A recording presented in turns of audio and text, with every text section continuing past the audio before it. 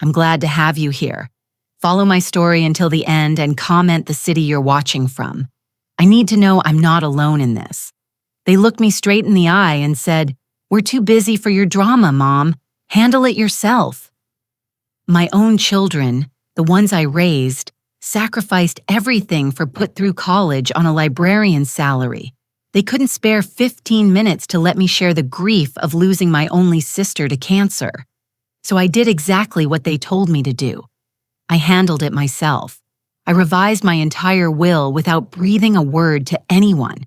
And when they showed up 6 months later at the lake house in Vermont, treating it like it already belonged to them, demanding keys, planning renovations on their phones, they found my estate attorney sitting in the living room briefcase, open documents spread across the coffee table, the looks on their faces. I'll remember that moment for the rest of my life.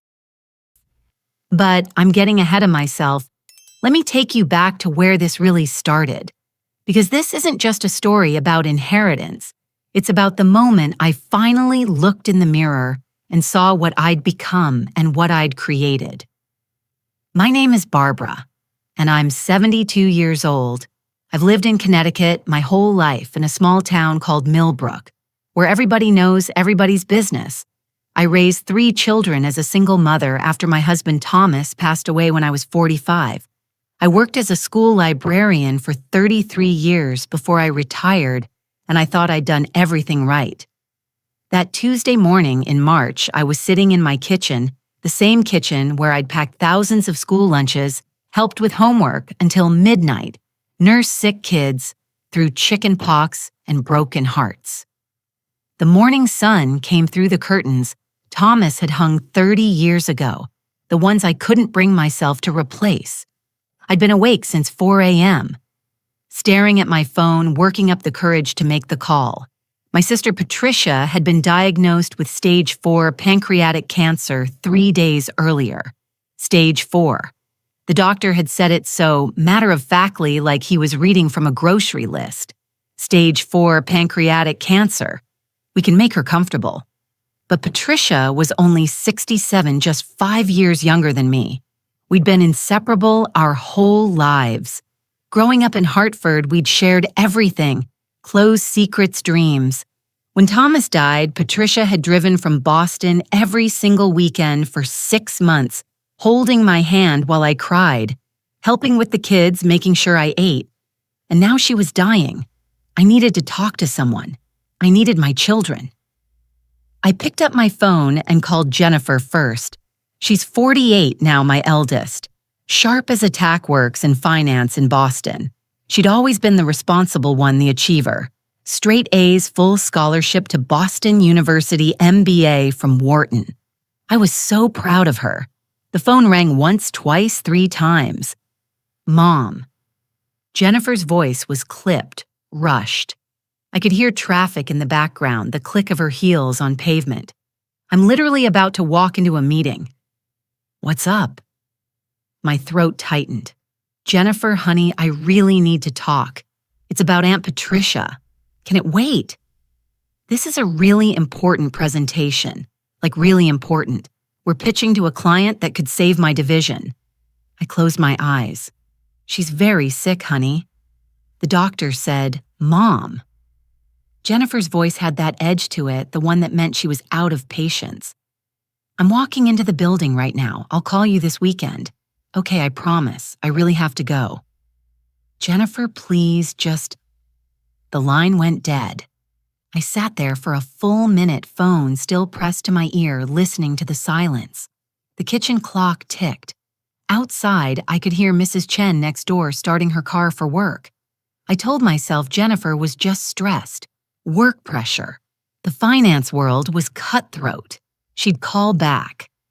I scrolled through my contacts and called Michael, my son, my middle child, 45 years old. He lived in New Jersey with his wife Sarah and their 3 kids. Michael had always been my gentle one, thoughtful, the kind of boy who brought me dandelions and called them flowers. He answered on the second ring. Hey, Mom, what's going on? Just hearing his voice made my eyes well up. Michael, it's Aunt Patricia. The doctor said she has cancer stage 4. They said we should prepare for, oh man. Michael let out a long breath. That's rough, Mom. I'm really sorry, but can we talk about this later? I'm in the middle of something. I just needed to tell someone. I'm scared, Michael. She's my baby sister, and I get it. I do. His voice was kind but firm. But Mom, you gotta understand. I've got 3 kids. Sarah just lost her job. I'm working 2 jobs to keep up with the mortgage. And you know what you call about something being wrong every other week? The words hit me like a slap. What last month it was your neighbor's tree falling. The month before that, your furnace acting up. Before that, you thought someone was following you at the grocery store. I love you, but I can't drop everything every time you have a crisis. My chest felt tight. Michael, this isn't about a tree or a furnace. This is about your aunt. She's dying and I need. Then call her doctor's mom. Call hospice. Call anyone else. I'm drowning here and I just can't be your crisis hotline right now. I'm sorry, but you need to handle it yourself. Handle it yourself. Those 3 words hung in the air after he disconnected. I tried Rachel next. My baby, 41 years old, teaching high school English in Philadelphia. Rachel had always been sensitive emotional. She'd understand. The phone went straight to voicemail. I tried again. Voicemail, a 3rd time. Voicemail. I set the phone down on the kitchen table and stared at it. 3 children, 3 calls. Not one of them had 15 minutes to spare for their mother. I got up and walked to the living room to the wall of family photos I'd carefully arranged over the years. Jennifer's college graduation, Michael's wedding, Rachel's first day of teaching, summer vacations at the lake house in Vermont, all of us squeezed onto the dock, sun-kissed and smiling. When had it changed? When had I become an inconvenience? Instead of their mother, I thought about the last 8 years when Jennifer's marriage had fallen apart, who had driven to Boston every weekend for 3 months to help with her kids, who had taken Isabella and Marcus to the park, cooked dinners, listened to Jennifer cry until 2 in the morning. Me, I'd done that. When Michael lost his job during the recession, who had paid his mortgage for 6 months so his family wouldn't lose their house, who had dipped into her retirement savings money. I'd been carefully putting away since Thomas died. Me. I'd done that.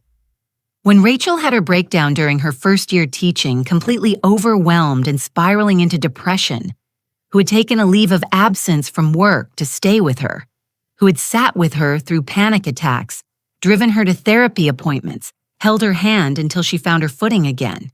Me. Every single time it was me, but now I was being dramatic. Now I was crying wolf. Now I needed to handle it myself. I sat down on the couch, the one Thomas and I had picked out together 40 years ago, reupholstered 3 times because I couldn't bear to get rid of it.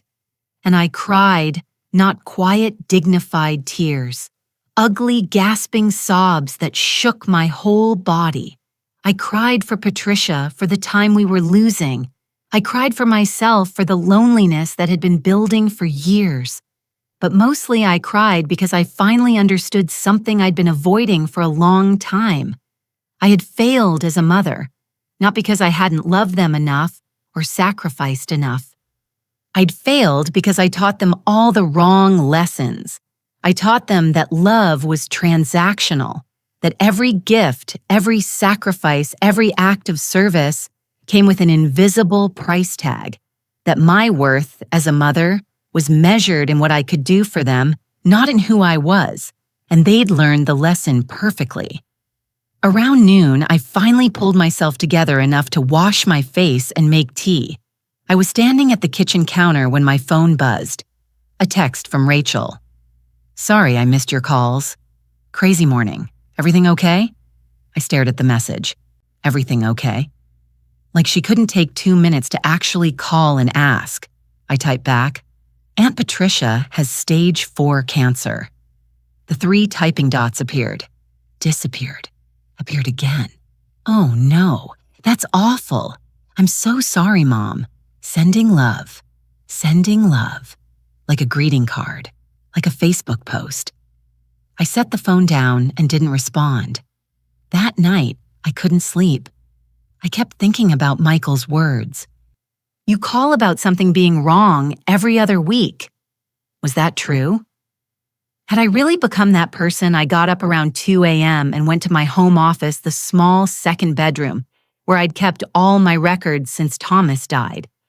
I pulled out my phone log, the detailed call history I kept printed out every month.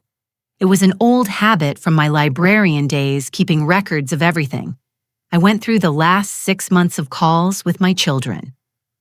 January 15th called Jennifer about the furnace making strange noises. She'd said, "Mom, just call a repairman," and hung up after 2 minutes. January 28th called Michael because I'd slipped on ice and thought I might have sprained my wrist. He'd said, "Put ice on it. I gotta run." February 3rd called Rachel because I was feeling lonely on what would have been Thomas's 75th birthday. She hadn't answered. February 19th called all three about the neighbor's tree that had fallen in a storm, barely missing my house. Jennifer had sent money to handle it. Michael had said, "Glad you're okay, but I'm in meetings all day." Rachel had texted, "That sounds scary. Maybe time to think about moving to a condo key." March 2nd, the furnace again. I'd been genuinely worried about carbon monoxide. Michael was right. From their perspective, it probably did look like I was always calling with problems. But sitting there in my office at 2 in the morning, I understood something else. I wasn't calling because I couldn't handle things. I was calling because I was lonely, because I wanted to hear their voices to feel like I mattered to someone. The furnace calls the tree the worry about being followed. These were excuses. Excuses to reach out. Excuses to stay connected to the 3 people I loved most in the world. And they'd all learned to see me as a burden. I put the phone logs away and pulled out another folder. This one was labeled Lake House, Vermont. Thomas and I had bought the property 40 years ago, right after we got married. A small cabin on Lake Morrison in Vermont, 2 hours from Hartford. We'd saved for 3 years to afford it. Over the decades, we'd expanded it. It added bedrooms as the kids came, built, the deck renovated the kitchen. Some of my happiest memories were at that lake house teaching the kids to swim. Long summer evenings with Thomas sitting on the dock watching the sunset. Family cookouts where everyone laughed until their stomachs hurt. The lake house was supposed to be my legacy, the place where my grandchildren would make memories, where the family would gather for generations. I'd always planned to leave it to all 3 kids jointly. It seemed fair, but sitting there in the dark looking at old photos of happy summers, I started to wonder, did they even remember those times? Did they care about the lake house for the memories, or just for the property value? I closed the folder and went back to bed, but I didn't sleep. The next morning, I drove to Boston General Hospital, where Patricia had been admitted for tests. The 2-hour drive gave me time to think, and I spent most of it crying. Patricia looked so small in the hospital bed. She'd lost weight already, her skin pale against the white sheets. But when she saw me, she smiled. "There's my big sister," she said, reaching for my hand. I pulled a chair close and held her hand between both of mine. "How are you feeling?" Like death warmed over. She laughed weakly at her own joke. Too soon, way too soon. We sat in comfortable silence for a while. We'd always been able to do that, Patricia and me. Just be together without needing to fill the space with words. Finally, Patricia said, "Did you tell the kids?" I nodded, not trusting my voice. And they were busy. Patricia's face hardened. All 3 of them. Jennifer had an important meeting. Michael's overwhelmed with his family. Rachel couldn't handle it. Barb. Patricia squeezed my hand. "When are you going to stop making excuses for them? They're my children. They're adults. Adults who should know how to show up for their mother when she needs them." I looked away out the window where rain was starting to fall. I think I've made some mistakes with them. We all make mistakes with our kids, but that doesn't give them permission to treat you like you don't matter. A nurse came in to check Patricia's vitals, and we had to pause the conversation. After the nurse left, Patricia shifted in the bed, wincing slightly. "Can I tell you something?" she asked. "Of course." "I'm scared, Barb.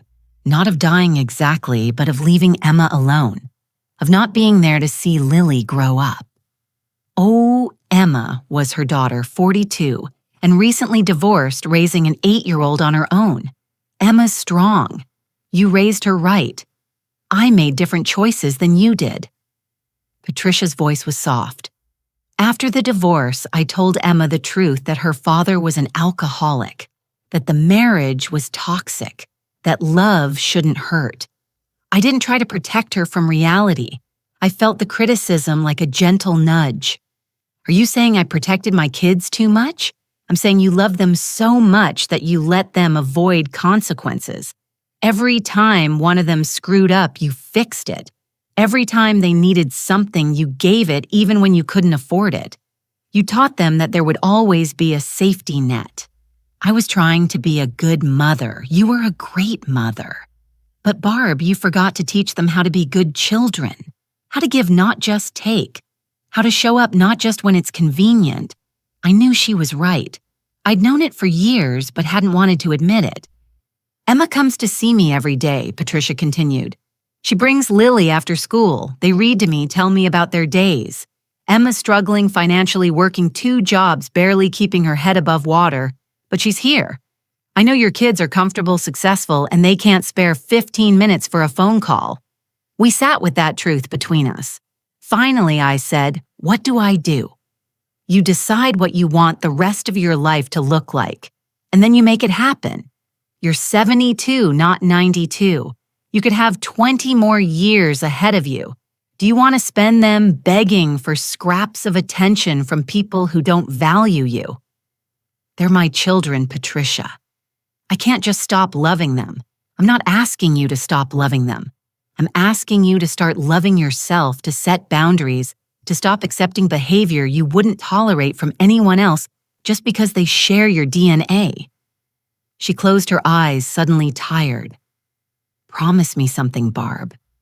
Promise me you won't let them treat you the way I let David treat me for 20 years. David, her ex-husband, he'd controlled everything. Her money, her friendships, her self-worth. By the time she'd finally left him, she'd been a shell of herself. I promise, I whispered, but I wasn't sure I knew how to keep that promise. Over the next few weeks, I spent every day at the hospital with Patricia.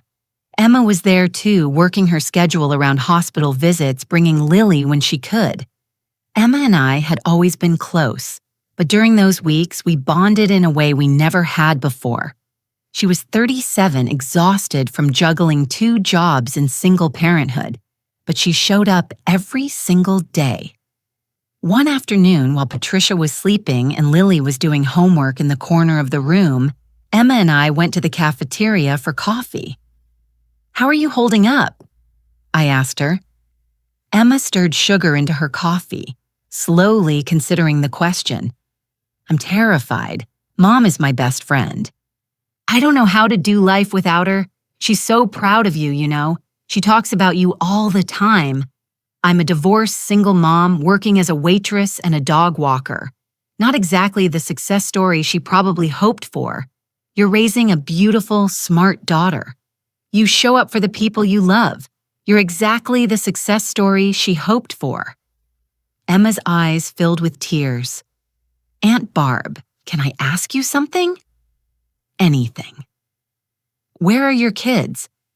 I don't mean to pry, but Mom's been here for 3 weeks and I haven't seen them once. I felt the shame burn in my chest. They're busy. Too busy to visit their aunt who's dying. Too busy to support their mother. I didn't have an answer. Emma reached across the table and took my hand. I'm sorry. I shouldn't have said that. It's not my place. No, you're right to ask. The truth is, I don't know where they are. Physically, I know. Jennifer's in Boston, Michael's in New Jersey. Rachel's in Philadelphia. But emotionally, I lost them somewhere along the way. What happened, I thought about how to explain it. I think I loved them too much, or maybe the wrong way. I gave them everything I had, and somehow that taught them I wasn't worth giving anything back to. That's not your fault, isn't it? I'm their mother. I was supposed to teach them how to be good people. You can't make people be what they're not, Aunt Barb. Trust me, I tried for 8 years with my ex. We sat in silence for a moment. Then Emma said, "Mom told me to tell you something. She made me promise." "What date?" She said to tell you that you have to decide what kind of old woman you want to be. The kind who accepts being ignored and dismissed, or the kind who demands respect. That sounds like Patricia. She also said you should talk to a lawyer about your will. I looked up sharply. She said you needed to protect yourself, that your kids see you as an ATM, not a person, and you need to make sure they understand the difference. I felt something shift inside me, not anger exactly, more like clarity. "Thank you for telling me," I said. That night, driving home from the hospital, I thought about Patricia's message about the look on Emma's face when she'd asked where my children were. I thought about the phone calls, the excuses, the pattern of behavior I'd been ignoring for years. And I thought about the lake house sitting empty in Vermont, waiting for summer guests who never came anymore. By the time I pulled into my driveway, I'd made a decision. Patricia died on a Sunday morning in late May. It was peaceful as these things go. Emma and I were both there, holding her hands. Lily had said goodbye the night before, curling up on the hospital bed to whisper secrets to her grandmother one last time. "Take care of each other," Patricia whispered to Emma and me in her final lucid moments. "Promise me." We promised. I called my children from the hospital parking lot after Patricia passed. I sat in my car, hands shaking, and forced myself to dial. Jennifer answered. "Mom, is everything okay? Patricia died this morning." Silence then. Oh, Mom, I'm so sorry. How are you holding up? I'm at the hospital. Emma and I were with her. That's good that she wasn't alone. Listen, I'll check my calendar and figure out the funeral arrangements, okay? Just send me the details. Jennifer, I need you. I know Mom. And I'll be there for the funeral. I promise. She hung up before I could say anything else. Michael cried when I told him. Real tears. I could hear them in his voice. "I should have visited her," he said. "I kept meaning to, but work was crazy and the kids had soccer. And I know. Is there anything you need? I need my son. I'll come to the funeral. Mom. I'll drive up with the family. We'll be there for you." Rachel took the longest to answer. When she finally did, she was already crying. "I knew this was coming. I couldn't face it. I understand. No, you don't. You're so strong, Mom. You can handle anything. I'm not like you. I can't just compartmentalize and keep going. I'm not strong, Rachel. I'm falling apart. I've been falling apart for weeks. I just didn't have anyone to fall apart with. You had Emma." Yes, I had Emma. The funeral was on a Saturday. Beautiful weather, ironically. Clear blue skies, the kind of perfect May Day that Patricia had always loved. The church was packed. Patricia had been a teacher for 30 years and had touched hundreds of lives. Former students came, colleagues, neighbors, friends from her book club and yoga class. My children came too. Jennifer arrived 15 minutes late, slipping into the pew beside me just as the service was starting. She was in head-to-toe black designer clothes, checking her phone even as she sat down. Michael came with Sarah and the kids. The boys, Thomas and Jake, looked uncomfortable in their suits. The youngest, Emma, named after her cousin, was only 6 and kept asking in a loud whisper when they could leave. Rachel came alone. She looked exhausted.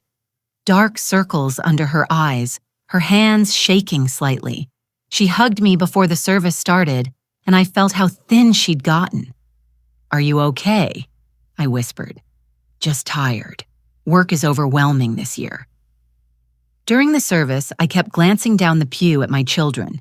Jennifer was still checking her phone. Michael was trying to manage his restless kids. Rachel was crying, but something about it felt performative, like she was crying because that's what you're supposed to do at funerals. Emma gave the eulogy. She talked about her mother's love of literature, her fierce independence, her laugh that could fill a room. She talked about the lessons Patricia had taught her to stand up for herself, to never settle for less than she deserved, to be brave even when she was scared. My mother taught me that love isn't about grand gestures. Emma said, her voice steady despite the tears on her cheeks. It's about showing up day after day, being present for the people who matter, even when it's hard, especially when it's hard. I saw Jennifer shift uncomfortably in her seat. After the service, there was a reception at the church hall. I stood near the door accepting condolences, my face hurting from smiling graciously at people who offered sympathy I wasn't sure I wanted. Jennifer found me during a lull. The service was nice. Yes, that eulogy, though. Emma was laying it on a bit thick, don't you think, all that stuff about showing up and being present? I looked at my daughter, really looked at her. She was wearing what I knew was a 1,000 dress. Her hair was perfectly styled. Her makeup was flawless, but there was something hard in her eyes, something that hadn't been there when she was young. I thought it was perfect, I said. Well, Jennifer checked her watch. I should probably hit the road soon. I've got an early morning meeting tomorrow. You're leaving today. You just got here. Mom, I came for the funeral. That's what you asked. I asked for you to be here for me, for us to grieve together. We are grieving together. We're literally at a funeral. Jennifer. Mom, I really can't do this right now. I'm here. Okay, I showed up. What more do you want? What more did I want? I wanted the daughter who used to crawl into my lap and tell me about her dreams. I wanted the girl who'd cried on my shoulder when her first boyfriend broke her heart. I wanted my child back, but she was gone, and I wasn't sure she was ever coming back. Michael approached as Jennifer walked away. Mom, we need to talk. Okay. Sarah and I have been discussing it, and we think maybe it's time to talk about your living situation. My living situation. The house in Millbrook is getting old. It needs repairs. You're there all alone. What if something happened? We were thinking maybe you should consider downsizing. Maybe one of those nice senior living communities. I felt something cold settle in my stomach. I'm 72, Michael, not 92. I'm perfectly capable of living in my own home. I know, but Mom, be practical. That house is worth a lot of money. If you sold it and moved somewhere smaller, you'd have liquid assets. You could help us out. You'd have security for your future. Help you out. That's not what I meant. Look, we're struggling. Okay, Sarah's been out of work for 6 months. The medical bills from her cancer scare last year cleaned us out. We're drowning in debt. And I know you have the lake house too. And that property value has probably stopped. My voice came out sharper than I intended. Stop right there. Mom, your aunt just died. We're at her funeral and you're talking to me about liquidating my assets. That's not fair. I'm trying to have a practical conversation about my money. Michael's face flushed. You know what? Forget it. I was trying to help. Trying to make sure you're taken care of, but if you want to be difficult about it, fine. He walked away, leaving me standing there with my grief and a new, terrible clarity. Rachel was the last to approach me, and when she did, she was crying again. Mom, I'm so sorry. For what? For everything. For not being there when Aunt Patricia was sick. For not calling you back. For being the worst daughter in the world. I softened slightly. At least Rachel seemed genuinely remorseful. You're not the worst daughter. I am. I know I am. It's so hard for me, Mom. Being around death, around grief. My therapist says I have avoidant attachment and Rachel. I took her hands. I need to ask you something and I need you to be honest with me. Okay? Are you okay? Really? Her face crumpled. For a moment, I thought she was going to tell me the truth, but then she pulled herself together, wiped her eyes, and said, I'm fine, just overwhelmed with work. You know how it is. She was lying. I could see it in her eyes and the way her hands trembled in the too casual tone of her voice, but she wasn't going to tell me. She didn't trust me enough to be vulnerable.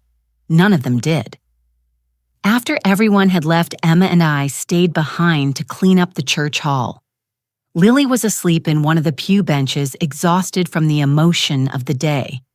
Your cousins didn't stay to help, Emma observed as we folded chairs. No, I'm sorry if this is out of line, but they're kind of awful. I laughed, surprising myself. I know. Does it bother you that I'm saying that it should? They're my children. But Emma, I'm tired. I'm tired of making excuses for them. I'm tired of pretending that their behavior is normal or acceptable. Emma sat down a stack of chairs and looked at me. Aunt Barb made me promise to tell you something else. What she said to tell you that the worst thing you can do to people you love is let them get away with treating you badly. She said it doesn't help them, and it certainly doesn't help you. She was right. So what are you going to do? I thought about the look on Jennifer's face when I challenged her. About Michael's transparent request for money. About Rachel's lies.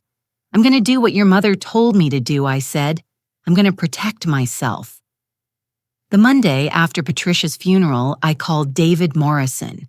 David had been Thomas's best friend, a lawyer who'd helped me navigate the legal complexities after my husband's death. He was 75 now, semi-retired, but he told me to call if I ever needed anything. Barbara, he said warmly when he answered. How are you holding up after Saturday? I need to talk to you about my will. Your will is everything all right? I don't know. Maybe. Can we meet this week? Of course. How about Wednesday morning? Come to the office around 10 Drew. I hung up and sat for a long time at my kitchen table, staring at nothing. Was I really going to do this? Was I really going to change my will, cut out my own children? No, not cut them out. Just recalibrate. Make sure they understood that I was a person, not just a source of future inheritance. But first, I needed to give them one more chance, one last opportunity to show me that the relationship mattered to them. I made a decision and picked up my phone. I created a new group text with all 3 kids. I'm a family dinner at the lake house this Saturday. I need to talk to you all about something important. Please plan to be there by love. Mom, the responses came quickly. Jennifer, this weekend is tough. Can we do it next month, Michael? What's this about? Can we just talk on the phone, Rachel? I'll try. No promises. I stared at their responses and felt something harden in my chest. I typed back. It's important. I need you there, please. Eventually, they all grudgingly agreed. Saturday came with perfect weather. I drove up to the lake house Friday afternoon to prepare. The place looked tired. Paint peeling on the shutters, the deck needing repairs, the dock showing its age. Thomas and I had spent so much time maintaining it, but I couldn't keep up on my own. Still, I cleaned and cooked. I made all their favorite foods. Jennifer's lasagna made with Thomas's mother's recipe. Michael's pot roast, Rachel's favorite chocolate cake. I told myself I was making an effort, but really, I was trying to buy their affection one last time with food and nostalgia. Old habits. They started arriving around 2. Jennifer first in a BMW that probably cost more than my annual pension. She was on her phone when she got out of the car and stayed on it as she walked up to the porch. Yeah, I'm here now. She was saying, no, I told you, push the meeting to Monday. I'll be back by then. No, it's family stuff. My mom is being dramatic about something. She hung up and hugged me briefly. Hey, Mom, the place looks the same. I made your favorite lasagna. Oh, I'm actually doing keto now, but thanks. Michael arrived next with Sarah and the kids. The boys immediately ran to the dock, and I heard Sarah yell after them about life jackets. Michael hauled in a laptop bag and what looked like work files. "Sorry, Mom," he said. "I've got a product launch Monday. I'm going to need to do some work while I'm here. I was hoping we could just focus on family time." "I am focusing on family. I'm here, aren't I? But I can't completely disconnect from work." Rachel was last arriving almost an hour late. She looked terrible. Pale, shaky, dark circles under her eyes, but she hugged me tight and whispered, "I'm sorry I'm late." We gathered around the dining table, the one Thomas had built by hand 30 years ago. The kids ate. Jennifer picked at a salad she'd brought herself. Michael ate while typing on his laptop. Rachel pushed food around her plate. The grandchildren were loud, running in and out, tracking dirt on the floors. Sarah was on her phone. Jennifer kept checking her watch. Finally, I couldn't take it anymore. "Can everyone please put down their phones and look at me?" They did reluctantly. Even the grandchildren settled down, sensing the tension. "I asked you here because I need to talk to you about something important." My voice shook, but I pushed forward. "These past few months, watching Patricia die, I've been doing a lot of thinking about my life, about our relationships." Mom Jennifer said, her voice already edged with impatience. "If this is about us not visiting more, we've talked about this. We're busy. Let me finish." I took a breath. "I feel like I'm losing you, all three of you. I feel like the only time you pay attention to me is when you need something." "That's not true," Michael protested. "We love you. Do you?" Because love isn't just a word, Michael. It's action. It's showing up. It's being present. "We are present," Jennifer said. "We're literally here right now. After I begged you to come, after I made it clear it was important." "What do you want from us?" Rachel asked. And there was real anguish in her voice. "We have our own lives, our own problems. We can't drop everything every time you want attention." The words hung in the air like a slap. "Attention," I repeated softly. "Is that what you think this is, me wanting attention?" "Well, what else is it?" Jennifer leaned forward. "Mom, you're not sick. You're not in danger. You're just lonely. And I get that, I do, but we can't fix your loneliness. That's not our job." "Your job." I felt tears building, but refused to let them fall. When did being my children become a job? You know what I mean? "Michael, do you feel this way too?" Michael looked uncomfortable. "Mom, you have to understand. We're adults now. We have our own families, our own responsibilities. You raised us to be independent. You can't be upset that we are." "I'm not upset that you're independent. I'm devastated that you're indifferent." "That's not fair," Rachel said, tears streaming down her face. "We're not indifferent. We're struggling too." "Okay, you're not the only one with problems. Then tell me about them. Talk to me. Let me be your mother in a way that's real, not just someone you call when you need money or help." The silence that followed was deafening. Finally, Jennifer said, "Is this what this is about? You want us to be more emotionally available, Mom. We're doing our best. Are you?" I looked at each of them. "Jennifer, when's the last time you called me just to talk? Not because you needed something, not because it was my birthday, just to check in."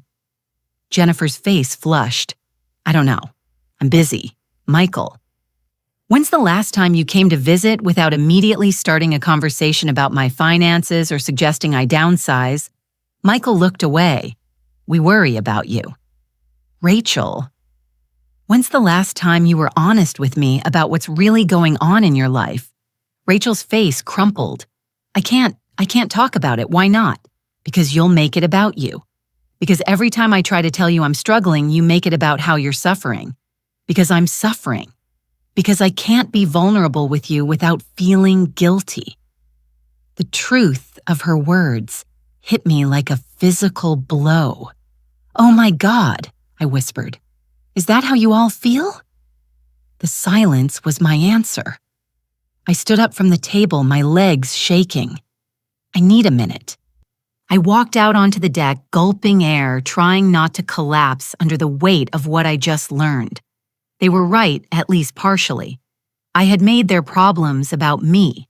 I had created a dynamic where they couldn't be honest without feeling like they were burdening me.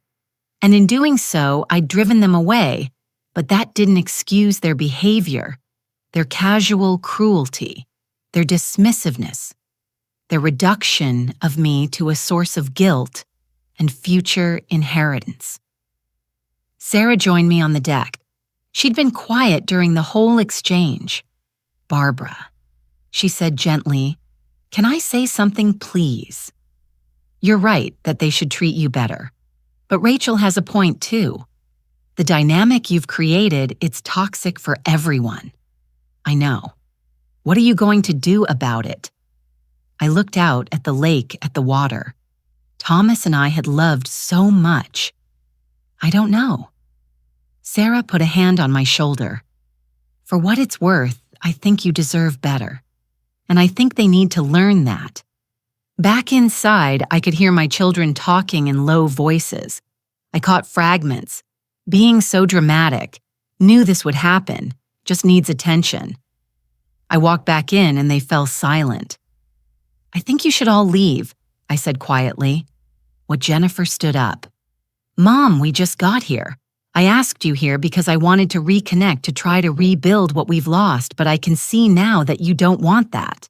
Or maybe you're not capable of it. Either way, I think it's better if you go." "You're being ridiculous," Jennifer said. "Maybe.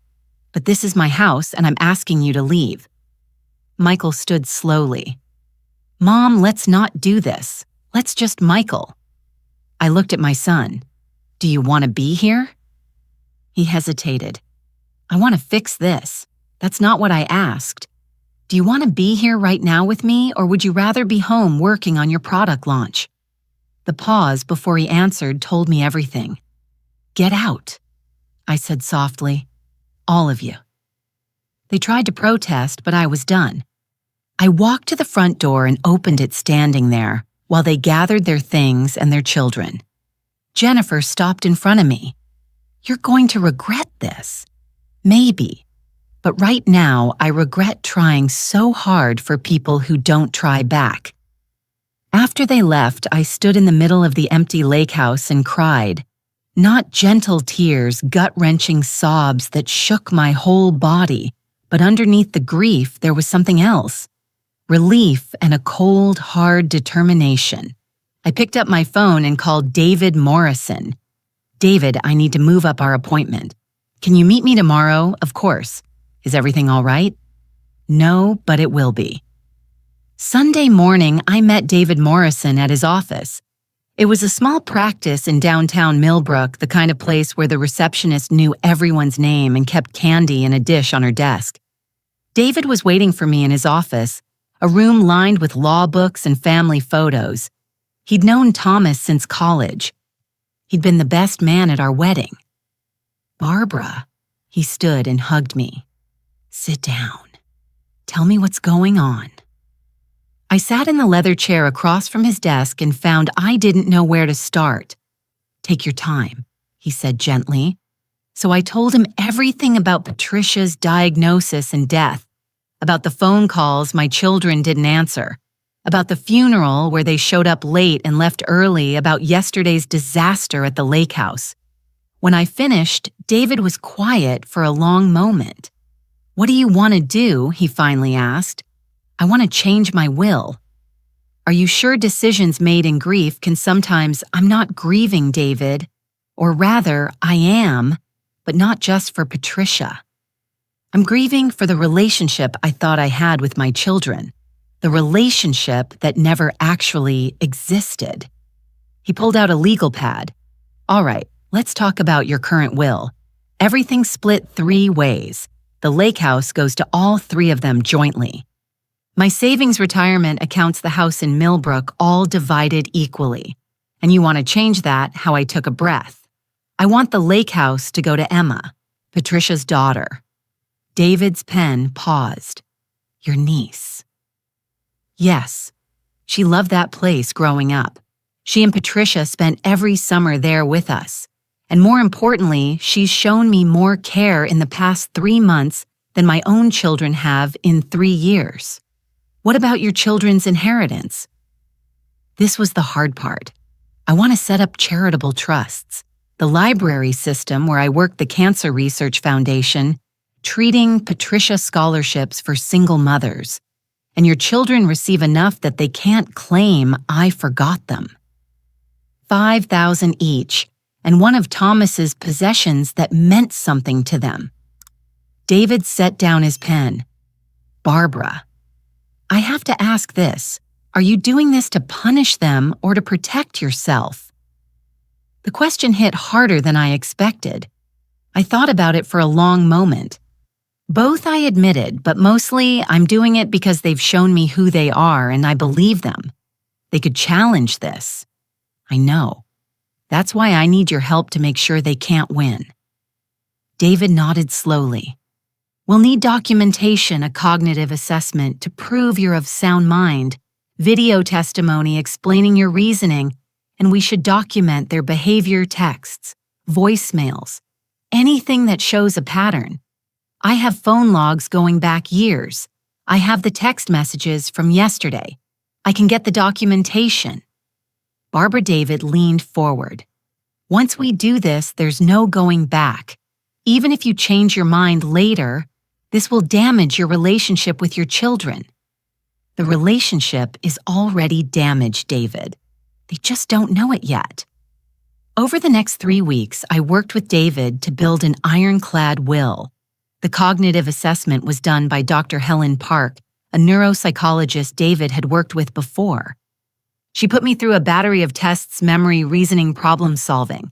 I scored in the 95th percentile for my age group. Mrs. Anderson, Dr. Park said at the end of our session, "You're sharper than most people half your age. Anyone who tries to claim cognitive decline will have a very hard time with my report." The video testimony was harder. David set up a camera in his office, and I had to explain my decisions on record. It took 3 attempts. The first 2 times I broke down crying. On the 3rd try, I made it through. "My name is Barbara Jean Anderson," I said to the camera. "I'm 72 years old and I'm of sound mind and body. I'm making these changes to my will of my own free choice, without coercion or manipulation from anyone. I want to be clear about why I'm doing this. It's not because I don't love my children. I will always love them. But love can't be a one-way street. For years, I've given everything. I have my time, my money, my emotional energy, and receive very little in return. When my sister was dying, they couldn't spare 15 minutes to let me share my grief. When I begged them to come to a family dinner, they came reluctantly and left angry. They've made it clear that I'm valuable to them as a source of future inheritance, but not as a mother who needs support. The lake house is going to my niece Emma because she embodies the values I tried to teach my own children. She shows up. She cares. She gives without expecting anything in return. My children will each receive $5,000 and a memento of their father. This is not a small amount. It's a deliberate choice made to show that I haven't forgotten them, but that I won't be taken for granted anymore. I hope someday they understand that this decision comes from love. Love for myself, which I should have practiced years ago. When David turned off the camera, I felt lighter than I had in months. That was perfect. He said, "When can we file it? Give me a week to finalize everything. In the meantime, don't tell anyone about this. Not Emma, not your children, no one. I won't." But keeping the secret was harder to June. Arrived with perfect weather. The kind of clear, bright days that made Connecticut beautiful. My phone started buzzing with a group text from my children. Jennifer had created it and named it Lake House Planning. Jennifer. "Hey, everyone been thinking about the Vermont property. Those appliances are from the 9s. Should probably update the kitchen first." Michael agreed. "The deck needs work, too. Those boards are rotting. Rachel, can we talk about the master bedroom? That wallpaper is hideous. I stared at my phone in disbelief. They were planning renovations on a house they didn't own. Jennifer, Mom. What's the process for transferring the property? Do we need to involve lawyers or can we handle it at the county office? I didn't respond. Michael, Mom, you there, Jennifer? She's probably just not seeing these. Mom's not great with group texts. Rachel, should we just call her? None of them did. The messages kept coming over the next few days. Pinterest boards from Jennifer with lake house inspiration. Contractor estimates from Michael. Paint samples from Rachel. They were treating my property like it was already theirs. One evening, my phone rang. Emma, Aunt Barb, can I come over? I need to talk to you about something. Of course, honey. Is everything okay? Just I'll tell you when I get there. Emma arrived 30 minutes later with Lily. The little girl ran to hug me while Emma looked stressed. What's wrong? I asked, leading them into the kitchen. Emma pulled out her phone and showed me a text conversation. It was from Jennifer. Jennifer. Hey, Em. Hope you're doing okay after losing your mom. Listen, I wanted to give you a heads up. We're planning some updates to the lake house. Just so you know, family trips there might be on hold for a while during renovations. Emma. Oh, I didn't know you all were planning renovations. I thought Aunt Barb owned the house. Jennifer, she does, but she's getting older. We're starting to take over management of the family properties. Don't worry. Once we're done with updates, you and Lily are always welcome to visit. I felt my blood pressure rise. She's acting like she owns it, Emma said quietly, and the way she phrased it, you're always welcome to visit, like she's doing me a favor. What did you say back? Nothing yet. I wanted to talk to you first. Emma looked at me carefully. Aunt Barb. What's going on? I made a decision. Can Lily play in the living room for a minute? Sure, baby, Emma said to her daughter. Go watch TV. We'll be right here. Once Lily was settled in front of cartoons, I told Emma everything about the new will about giving her the lake house about my children's behavior. Emma's face went pale. Aunt Barb, I can't accept that. Why not? Because it'll destroy your relationship with your kids. They'll hate me. They'll think I manipulated you, Emma. They already barely tolerate you, and I don't care what they think. That house should go to someone who loves it for what it is, not for its property value. But the no buts. The decision is made. The will is filed. But Emma, you can't tell anyone. Not yet. Not until, well, not until it's time. Emma's eyes filled with tears. I don't know what to say. Say you'll accept it. Say you'll keep making memories there with Lily. That's all I want. She hugged me tightly. Thank you. You have no idea what this means. After Emma left, I looked at the group text again. New messages had appeared. Michael, so Mom, Sarah, and I were talking. With the lake house getting updated, maybe it makes sense to talk about your house too. Jennifer, good point. Mom, have you thought about downsizing? That place is huge for one person. Rachel, there are some really nice senior living communities in the area. I saw this one with a pool and everything. Senior living, I was 72, healthy and active, and they wanted me in a senior living community. I finally typed a response. Barbara, the lake house is not being renovated. It's my property and I haven't authorized any changes. Please stop making plans for things that don't belong to you. The group chat went silent for a full 10 minutes. Then Jennifer called. Mom, what's with the hostile text? Hostile? You're planning renovations on my property without asking me. We were just talking about ideas. We weren't actually going to do anything without your permission. It didn't sound that way. Well, that's how it was meant. God, Mom, you're being so sensitive lately. Jennifer, why are you so interested in the lake house all of a sudden? You haven't been there in 3 years. That's not true. We were just there last weekend. She stopped for the dinner where I asked you to leave. Silence. Look, Mom, I'm just trying to be helpful. That property is valuable. It needs maintenance. I'm just thinking ahead to what, to when you're gone, to making sure everything's taken care of. I'm not gone, Jennifer. I'm sitting right here, very much alive. I know that.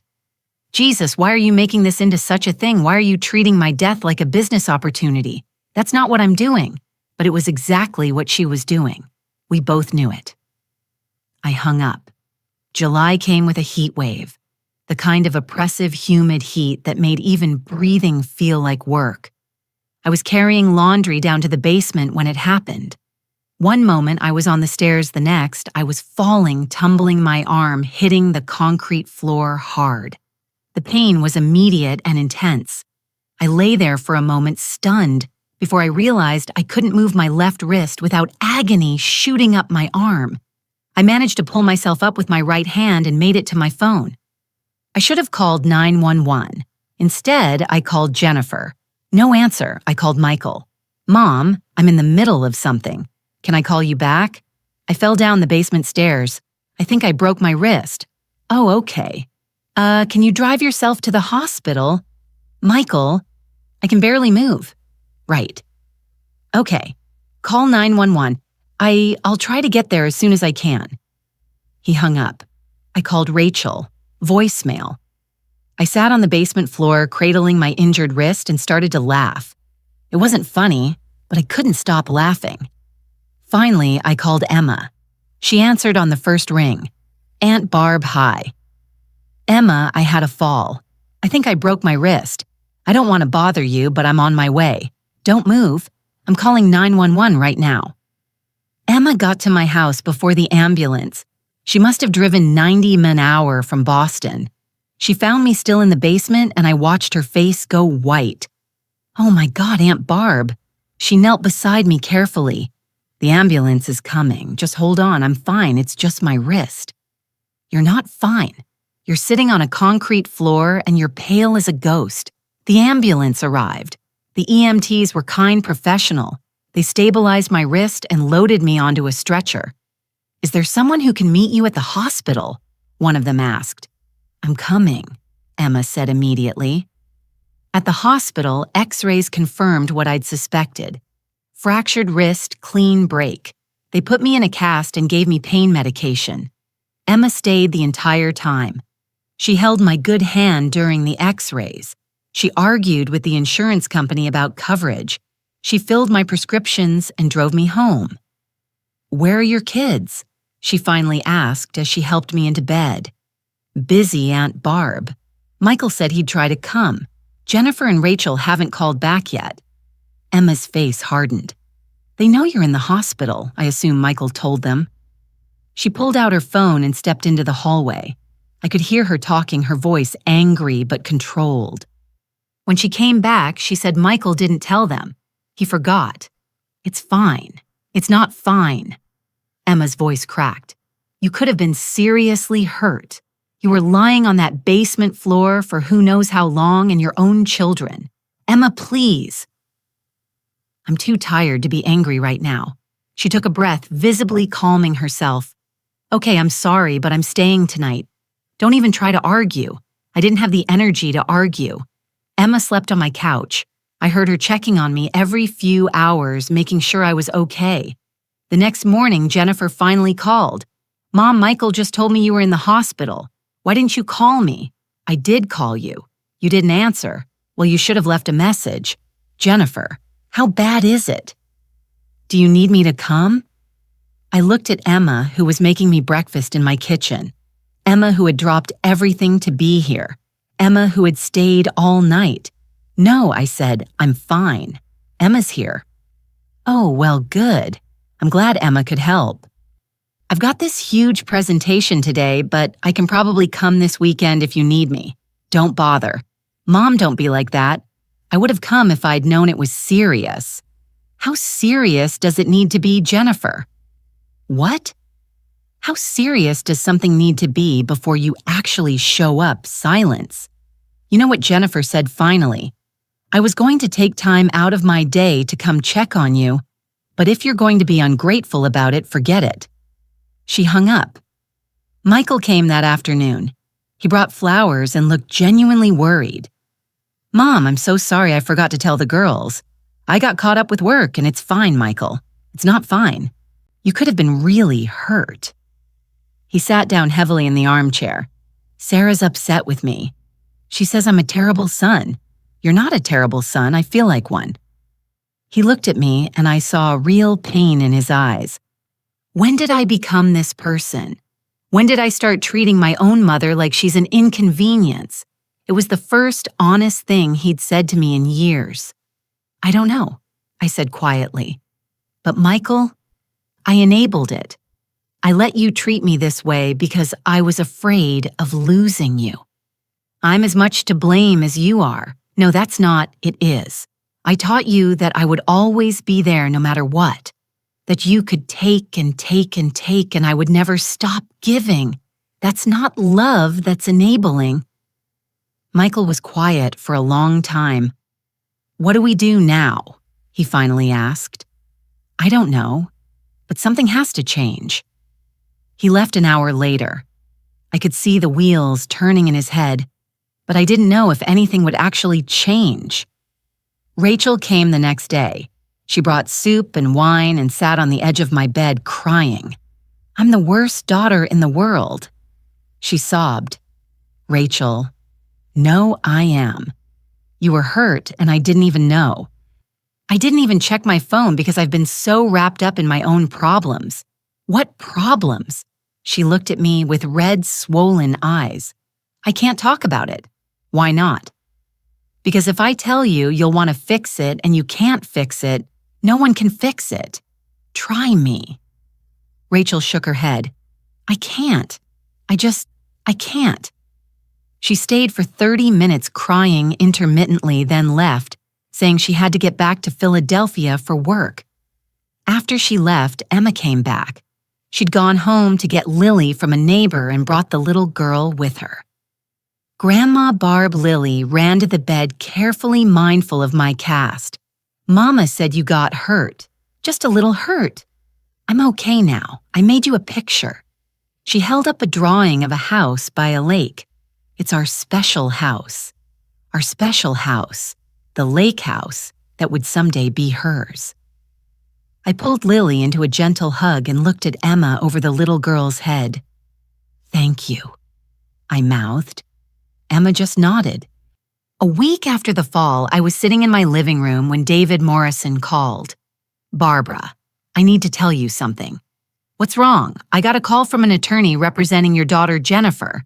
They were asking about your competency, whether you'd had any cognitive assessments recently, whether you'd made any changes to your estate planning."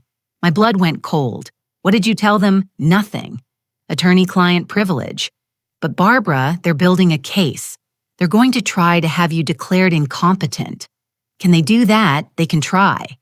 With our documentation, they won't succeed, but it tells you what they're thinking." After I hung up, I sat in shock. My own children were trying to have me declared incompetent so they could control my assets. I called Emma. "I need your help with something," I said. And it's going to sound crazy. What is it I need to know what my children are really doing? What their financial situations actually are, because I think they're more desperate than I realized. Emma was quiet for a moment. "You want to investigate them? I want to understand them. I want to know if they're doing this out of greed or out of genuine need. Okay? I know someone, a friend from college, who does financial investigations. Let me make a call." 3 days later, I met with a woman named Patricia, not my sister Patricia, but a PI who specialized in financial cases. She was 50-ish, professional and direct. "Mrs. Anderson, I need to be clear about something. If I find information, you might not like what I discover. I understand, and this is expensive. I have the money." Over the next 2 weeks, Patricia dug into my children's lives. What she found broke my heart. Jennifer wasn't just struggling, she was drowning. Her divorce settlement had been far worse than she'd let on. Her ex-husband's lawyer had discovered some financial irregularities in her accounts, and she'd been forced to settle for almost nothing. Her company had cut bonuses for the 3rd year in a row. She'd taken out a second mortgage on her condo to pay for her kids' private school. She was $200,000 in debt. Michael's situation was almost as bad. Sarah's cancer scare the previous year hadn't been a scare. It had been real. Stage 1 breast cancer caught early, but the treatment had cost them everything. Even with insurance, the medical bills had been crushing. They drained their savings, maxed out credit cards, and were now behind on their mortgage. They were facing foreclosure. Rachel's situation was the worst. She'd been hospitalized twice for psychiatric emergencies, not just anxiety-full breakdowns. She was on multiple medications, seeing 3 different specialists, and her insurance didn't cover half of it. She had $75,000 in medical debt, and she was still teaching, barely holding it together. I sat in my kitchen reading Patricia's report and cried. They weren't just greedy, they were desperate, and they'd been too proud or too afraid to tell me. I picked up the phone and called Jennifer. "Mom, is everything okay, Jennifer? I know about the debt." Silence. "I know about the divorce settlement, the second mortgage, the credit cards. Help."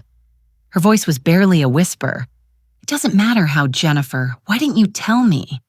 "Because I didn't want you to know I failed." Failed at what? At everything. My marriage, my job, my life. You sacrificed so much to give me opportunities, and I screwed it all up. So you were going to steal from me instead of asking for help. I wasn't going to steal. I just thought if I could get power of attorney, I could manage things better, make sure the assets were protected, and yes, maybe borrow against them to get back on my feet, but I was going to pay it back by having me declared incompetent. Another long silence. That wasn't my idea. My lawyer suggested it.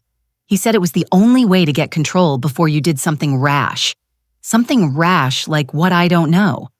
But Mom, you've been acting weird since Aunt Patricia died, making dramatic statements pushing us away. We're worried about you. You're not worried about me. You're worried about losing your inheritance. That's not fair, isn't it? Jennifer started crying. "I'm sorry. I'm so sorry. I'm just so scared. I'm going to lose everything. The condo, my kids' school, everything I've worked for."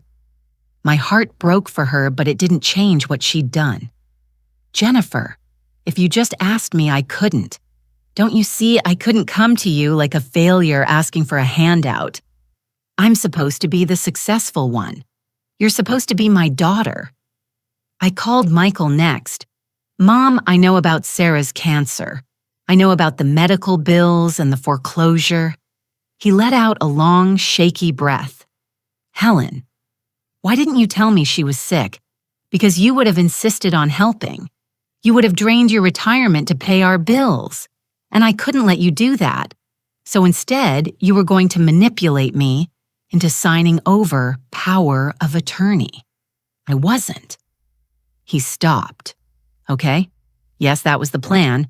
But Mom, we're losing the house. The bank sent a notice. We have 60 days before they foreclose. My kids are going to be homeless. And you thought the solution was to take control of my assets. I thought the solution was to access my inheritance early. The lake house alone is worth $500,000. If we sold it, split it 3 ways. The lake house isn't yours to sell, Michael. Not yet, but someday it will be. And we need that money now, not in 20 years when you finally die." The words hung in the air like poison. When I finally die, I repeated, "God, Mom, that came out wrong. I didn't mean yes. You're waiting for me to die so you can cash in. That's not, I love you, Mom. Do you? Because this doesn't feel like love." I hung up before he could respond. "Rachel," I called last. "Mom, I'm in a session with a student. Can I call you back, Rachel? I know you've been hospitalized. I know about the psychiatric care and the medication and the debt." A long pause, then I have to call you back. She did an hour later. When she spoke, her voice was flat, emotionless. "So you hired someone to spy on us. That's a new low." "Rachel, do you know how humiliating this is? Having my mother investigate me like I'm a criminal? I needed to understand what was really going on. You want to know what's going on? I'm falling apart, Mom. I've been falling apart for 2 years. I can barely get through a day without having a panic attack. I'm on 3 different medications that cost $400 a month that insurance won't cover. I've been hospitalized twice because I was a danger to myself. Oh, Rachel, and you know what the worst part is? I couldn't tell you. Because every time I tried, you made it about you. About how much it hurt you to see me suffering. About how you wished you could fix it. And I couldn't handle carrying your pain on top of my own. I'm sorry. Are you? Because it doesn't feel like you're sorry. It feels like you're looking for ammunition. Ammunition for what? For whatever you're planning. Jennifer told me about the attorney calls. Michael said you've been weird about the lake house. We're not stupid, Mom. We know something's going on. What if there is? Then you're proving us right. You're proving that we can't trust you. That you'll use our vulnerabilities against us. Rachel, I hired the investigator because I needed to know if you were coming after my assets out of greed or out of genuine need. Now I know you're desperate, all 3 of you. And instead of coming to me, instead of being honest, you tried to manipulate me because we knew you'd say no. You didn't even try. Rachel laughed bitterly. Of course we didn't try, because asking you for help means owing you forever. It means listening to you bring it up every time we disappoint you. It means guilt and obligation and never being good enough. Is that really what you think? It's what I know, Mom. It's how it's always been. She hung up. I sat in my kitchen surrounded by the evidence of my children's desperation and understood something terrible. They were right. Not about everything, but about enough. I had used money as control. I had made gifts into debts. I had created a dynamic where they couldn't ask for help without feeling like failures. But that didn't excuse what they'd done. It didn't make it okay. It just made everything more tragic. October arrived with cold rain and falling leaves. I was in my living room reading when I heard cars pull into my driveway. Multiple cars. I looked out the window and felt my stomach drop. All 3 of my children's vehicles. They'd come together. I opened the door before they could knock. Jennifer stood at the front perfectly dressed as always, but her eyes were hard. Michael was behind her looking uncomfortable. Rachel brought up the rear, pale and shaking. We need to talk, Mom, Jennifer said. About what can we come in? I stepped aside. They filed in and I noticed they were all carrying folders. What's this about E? I asked, though I already knew. Jennifer pulled papers from her folder. These are power of attorney documents. We've had them drawn up by an attorney. They'll allow us to help manage your finances and property for your protection. For my protection? Mom, you're 72. You're living alone in this big house. You had a fall. We're worried about you. You're worried about your inheritance. Michael flinched. That's not fair, isn't it? Let's be honest about what this is. You want control of my assets while I'm still alive. We want to help you, Jennifer said firmly. And yes, we want to start planning for the future. That's not unreasonable. The future where I'm dead. Mom, stop being dramatic, Rachel said, but her voice shook. I looked at each of them. Did you know I hired an investigator? They froze. I know about all of it. Jennifer's debt, Michael's foreclosure, Rachel's hospitalizations. I know you're desperate and I'm sorry, truly sorry that you're all struggling. But this, I gestured at the papers. This isn't the answer. Then what is Jennifer's voice rose. We're drowning, Mom, all 3 of us, and you're sitting on assets worth over $1 million doing nothing with them. They're my assets. For now, the words were out of Jennifer's mouth before she could stop them. The silence that followed was deafening. Get out, I said quietly. Mom, Michael started. I said get out.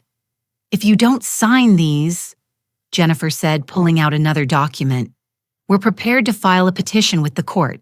We have a letter from a doctor stating that you're showing signs of cognitive decline. What doctor? I haven't seen a doctor. Dr. Richard Chen. He's reviewed your medical history and agrees that your behavior over the past 6 months, the paranoia, the erratic decision-making, the pushing family away, indicates possible dementia. I felt the rage building. You bribed a doctor to lie about my mental state. We're protecting you from yourself. You're trying to steal from me. It's not stealing if it's already ours, Jennifer shouted. But it's not yours. None of it is yours. Not the house, not the lake house, not my retirement accounts. None of it. It will be, Jennifer said coldly. Eventually, we're just trying to make sure it's managed properly until then. Michael put a hand on Jennifer's arm. Jen, this isn't. She shook him off. No, I'm done pretending. Mom, sign the papers or we go to court. Your choice. I walked to my phone. You have 30 seconds to leave my property or I'm calling the police. You wouldn't. I started dialing. They left, but not before Jennifer turned at the door. You're going to regret this. When you need us, don't bother calling. I haven't been able to count on calling you for years, I replied. This changes nothing. After they left, I locked the door with shaking hands and called David Morrison. They tried to ambush me with power of attorney papers, and they have a fake doctor's letter claiming I have dementia. Don't sign anything. Don't agree to any meetings with them alone. And Barbara, it's time to tell Emma what's in the will. She needs to be prepared. You're right. I called Emma next. Can you come over? I need to talk to you about something important. She arrived within the hour. Lily in tow again. I told her everything that had just happened. Emma's face cycled through shock, anger, and finally determination. What do you need me to do? She asked. I need you to be ready because this is about to get much worse before it gets better. The petition arrived by certified mail on a Thursday morning in late October. Jennifer Anderson, Michael Anderson, and Rachel Morrison petitioners versus Barbara Jean Anderson respondent. Petition for determination of incapacity and appointment of guardian. I sat at my kitchen table reading the legal language, and even though David had warned me this was coming, seeing it in print made my hands shake. They were really doing this. My own children were trying to have me declared incompetent. The petition was thorough. I'd give them that. It listed every phone call I'd made over the past year, every erratic behavior. My fall down the stairs was presented as evidence of physical decline. My request for them to leave the lake house was cited as paranoid hostility toward family members, and there attached as Exhibit C was the letter from Dr. Richard Chen stating that based on my medical history and reported behaviors I exhibited concerning signs consistent with early-stage dementia or other cognitive impairment requiring immediate intervention and protective oversight. I called David immediately. They filed. I said, I know I got served this morning. Barbara, take a breath. We expected this. They're using my fall against me. They're twisting everything to make me look incompetent, and we have evidence proving otherwise. Your cognitive assessment from Dr. Park is recent and thorough. Your video testimony is clear and articulate, and I'm going to subpoena Dr. Chen's records. I'm betting he's never even met you. What do I do now? You live your life. You don't engage with them directly. If they contact you, document it, but don't respond. And Barbara, you might want to consider installing security cameras at both houses. You think they'd try something I think desperate people do, desperate things. That afternoon, I drove to a security company and had cameras installed at my house in Millbrook. The technician, a young man named Marcus, was patient. As I explained, I wanted cameras at all entrances. Are you in some kind of danger, ma'am? He asked gently. From burglars? Numb. From my own children? Possibly. He didn't ask any more questions. Over the next 2 weeks, my children tried everything. Jennifer sent a series of emails to my neighbors, my doctor, and the librarians I'd worked with for 33 years. The emails expressed deep concern about my well-being and asked people to report any unusual behavior. Mrs. Chen from next door called me confused. Barbara Jennifer sent me a very strange email. She's worried about you living alone. She asked me to call her if I see anything concerning. What's going on? My children are trying to take control of my finances, I said bluntly. They're making it seem like I'm losing my mind. That's terrible. You're one of the sharpest people I know. Would you be willing to write a letter saying that for my lawyer? Of course. I got similar letters from 6 neighbors, my primary care physician, and the head librarian at Millbrook Public Library. Michael tried a different approach. He started bringing his children by unexpectedly using them as emotional leverage. One Saturday, he showed up with all 3 kids in a football. Thought we'd spend the afternoon with Grandma. He announced cheerfully as if the past month hadn't happened. The children ran to hug me. Thomas, Jake, and little Emma. They were innocent in all this, and I loved them fiercely. We played in the yard. I made them lunch. For a few hours, it was almost normal. Then, as they were leaving, Michael said quietly, "You know the kids miss you. They don't understand why Grandma doesn't come to their games anymore. Why you don't call, 'Michael, I've called.' You don't answer. Well, maybe if you weren't being so stubborn about the power of attorney, we could all move past this." Is that what this visit was? Manipulation. It was me trying to rebuild our relationship. By using your children as pawns, his face flushed. That's not what I'm doing. Then what are you doing? I'm trying to save my family. Mom, the bank gave us a final notice. 60 days until foreclosure. My kids are going to lose their home. And you're sitting on $500,000 in property you don't even use. The lake house isn't yours. It will be eventually. Why can't you just let us? He stopped realizing what he was saying. Let you what cash in. Early on my death. That's not Mom, please, I'm begging you. We need help. Then ask for help, Michael. Actually, ask. Don't try to steal it. I'm asking now. I looked at my son, my gentle, thoughtful boy who'd brought me dandelions. Somewhere along the way, I'd lost him. If you drop the petition, I said slowly, if you stop this legal action and apologize, then we can talk about me helping you. Not by signing over power of attorney, but by giving you a loan properly documented that you pay back. How much enough to stop the foreclosure? Maybe 50,000 teened. His face lit up, then fell. Jennifer will never drop the petition. She's in too deep, and Rachel needs the money for her medical bills. She's desperate. Mom more desperate than you. Different desperate. She's not thinking clearly. The medications mess with her judgment. Then get her better help. Use the 50,000 for all 3 of you. Split it. But Michael, you have to stop attacking me. He looked torn. For a moment, I thought he might agree. Then his phone rang. He glanced at it. It's Sarah, the bank. He answered, walking away, his voice urgent. When he hung up, he wouldn't look at me. I have to go, Mom. He left without answering my offer. Rachel's approach was the most heartbreaking. She came alone on a Tuesday evening, and the moment I opened the door, I could see she was in crisis. Can I come in? Her voice was barely a whisper. Of course. She sat on my couch and stared at her hands. I'm going to tell you something, and I need you to just listen. Don't try to fix it. Don't make it about you. Just listen. Okay. I tried to kill myself 3 months ago. That's why I was in the hospital. My heart stopped. Rachel, you said you'd listen. Her voice was sharp. I took pills. A lot of pills.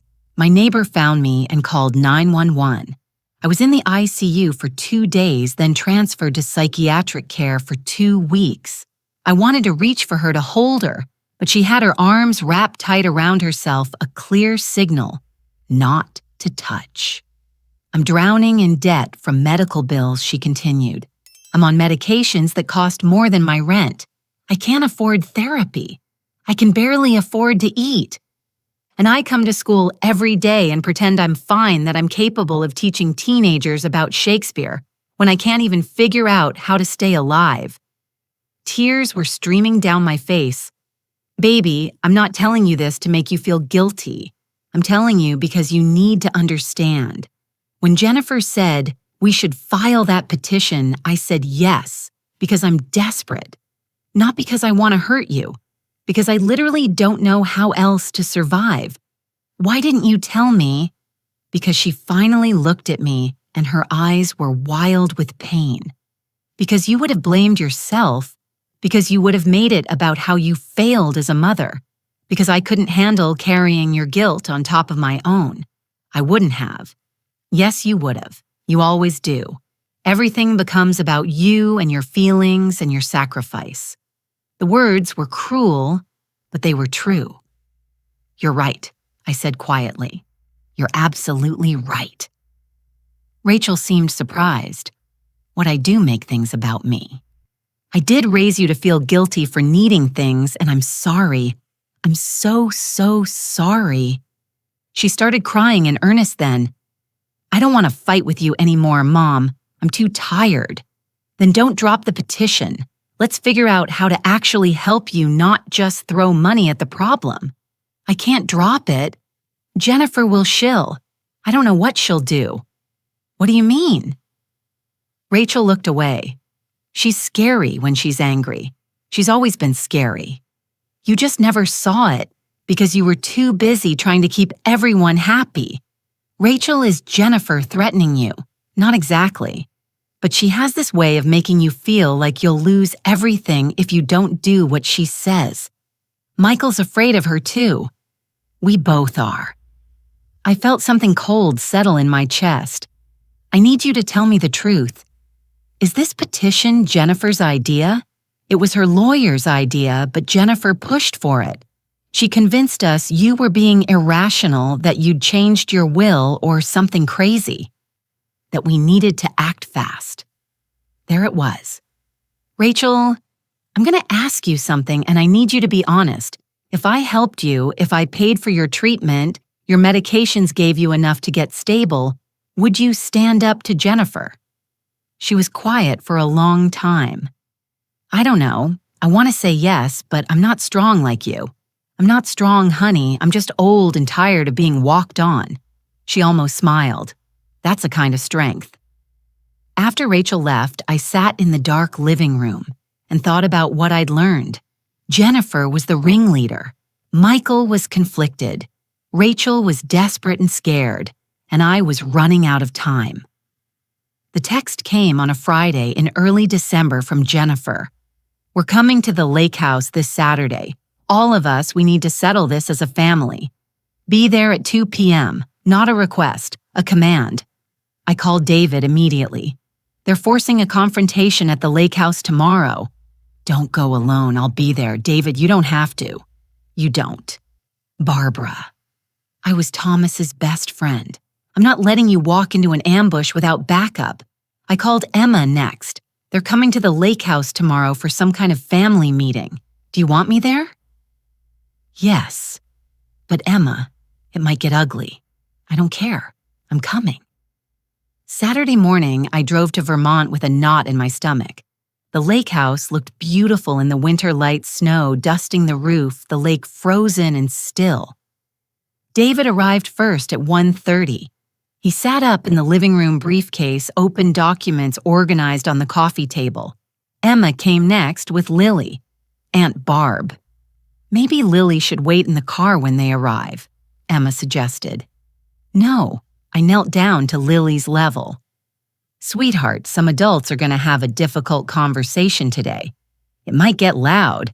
If it does, you and your mom can go upstairs to the bedroom and watch movies on her phone. Okay. Are you going to fight with the cousin's parents? Lily asked with 8-year-old directness. Maybe, but sometimes fighting is how people finally tell the truth. At 2:00 exactly, I heard cars pulling up, all 3 of them, and they'd brought their families. I watched through the window as they got out. Jennifer in designer winterwear checking her phone, Michael helping Sarah and the kids out of their SUV. Rachel alone in her sedan, looking terrified. They started toward the house. Jennifer was already on her phone, probably photographing the property. Then she tried her key, an old copy from years ago. It didn't work. I changed the locks months ago. She knocked confused, then knocked again harder. I opened the door. The expression on her face when she saw David sitting at the coffee table surrounded by legal documents was something I'd remember forever. "What is he doing here?" Jennifer demanded. "Barbara asked me to be present," David said calmly. "Please come in. We have a lot to discuss." They filed in slowly. Michael's children stayed outside with Sarah, sensing this wasn't a family gathering. Rachel's hands were shaking. "If this is some kind of ambush," Jennifer started. "It's not an ambush," I said quietly. "It's a conversation we should have had months ago. Please sit down." They sat reluctantly on the couch and chairs. Emma stood near the fireplace with Lily. David remained at the coffee table. "What's she doing here?" Jennifer asked, gesturing at Emma. "Emma is family," I said. "She's not part of this conversation." "Actually, David said she is." "Emma, would you take Lily upstairs for now?" "Of course." Emma took her daughter upstairs, and I heard the bedroom door close. Now David continued opening a folder. "Let's talk about the petition you filed." "This is a family matter," Jennifer said. "It's not your concern. When you file legal action against my client, it becomes my concern. Mrs. Anderson has asked me to review her estate planning with all of you today." The room went silent. "What do you mean, estate planning?" Michael asked. David pulled out a document. "I mean that 6 months ago, Barbara revised her will." Jennifer went pale. "You did what I revised my entire will." I said, my voice steady despite my racing heart. "I removed all 3 of you as primary beneficiaries." The silence was deafening. Michael found his voice first. You cut us out." "Not entirely. Each of you will receive $5,000 in a personal item that belonged to your father." $5,000. Jennifer stood up, shaking. $5,000. That's it. "The lake house," I continued, "is going to Emma." All 3 of them turned to look upstairs where Emma had gone. "You're giving our lake house to her." Rachel's voice was barely a whisper. "It's my lake house. And yes, Emma has shown me more care in the past 6 months than the 3 of you have in 6 years. This is because of the petition," Jennifer said. "You're punishing us." "No.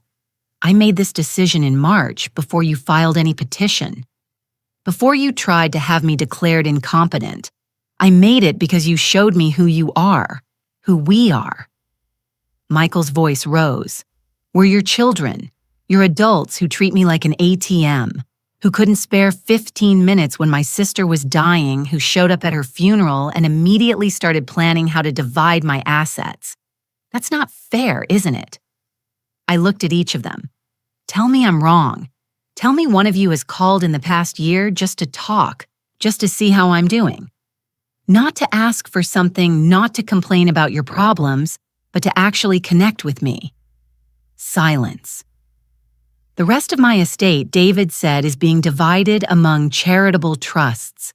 The library system where Barbara worked, cancer research scholarships for single mothers. You're giving our inheritance to strangers," Jennifer said, her voice venomous. "I'm giving my money to causes that matter to me. We matter to you. Do you? Because you have a funny way of showing it." Then Jennifer said the quiet part out loud. "You can't do this. That money is ours. We've been counting on it. We've made plans based on it. Plans based on my death." "Yes," she was shouting now. "Yes, based on your death. You're 72 years old. You've had a good life. When are you going to stop being so selfish and think about us?" The room froze.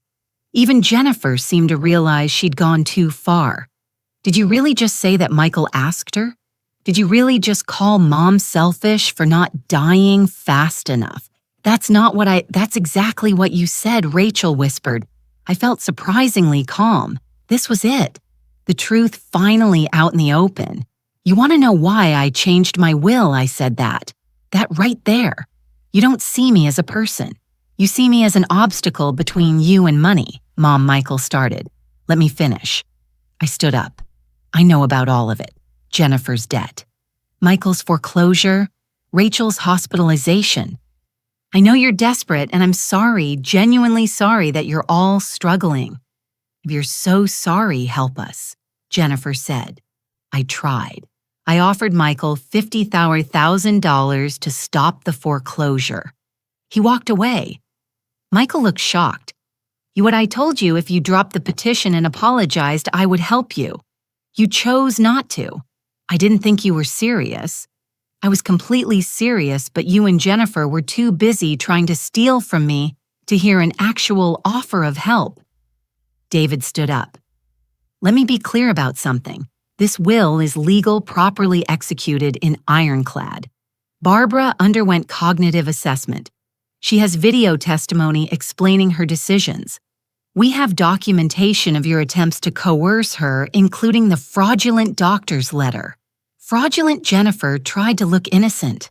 Dr. Chin has admitted he never examined Barbara. He wrote that letter based on information you provided.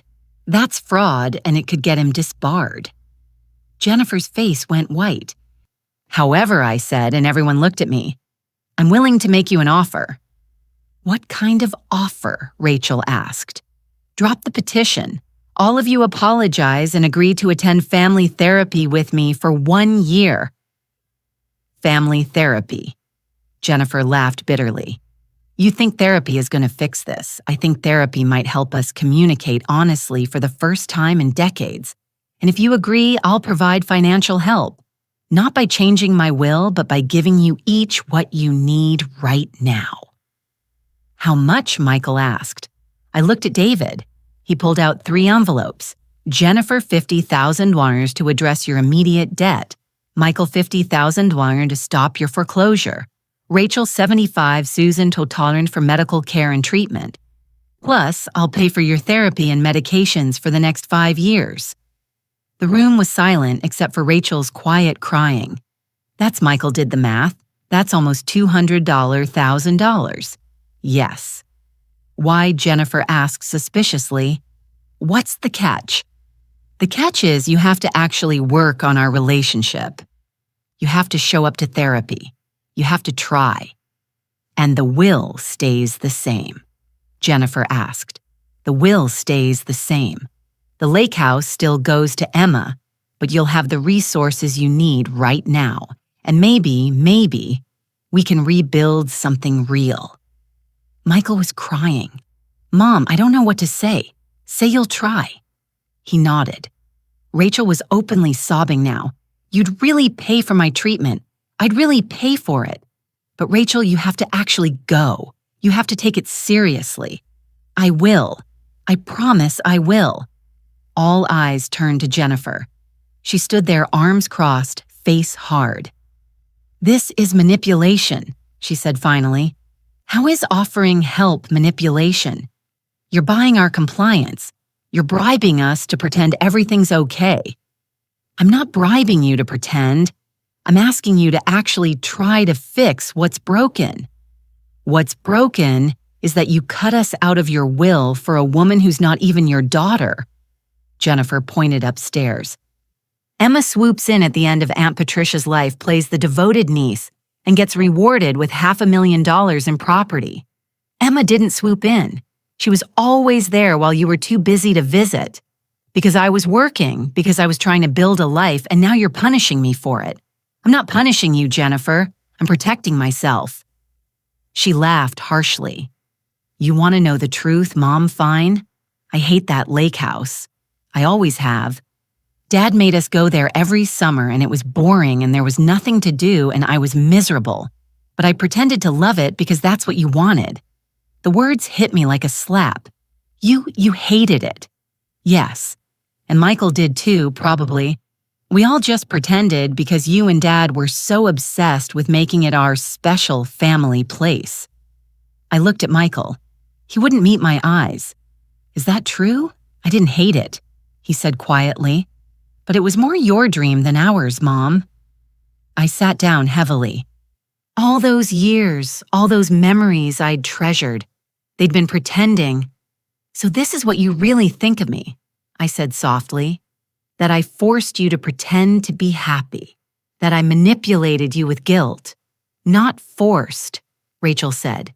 But Mom, you had this vision of the perfect family, and we all tried so hard to be what you wanted, but we were never good enough. I never said you weren't good enough. You didn't have to say it. Every time we disappointed you, you'd get this look, this hurt, martyred look that made us feel guilty for being human. David touched my arm gently. Barbara, maybe we should take a break. No, I stood up. No, this is good. This is honest. Finally, I looked at my 3 children, really looked at them. You're right, I said, about a lot of it. I did try to create a perfect family. I did use guilt. I did make my love conditional on you meeting my expectations. And I'm sorry. I'm genuinely sorry. They seemed shocked. But I continued, that doesn't excuse how you've treated me. Your resentment, your entitlement, your cruelty, your adults. At some point, you have to take responsibility for your own choices. So where does that leave us? Michael asked. I looked at the 3 envelopes on the coffee table. It leaves you with a choice. Take the help and do the work, or walk away and keep the $5,000 from the will, but you can't have both. You can't take my money and keep treating me like garbage.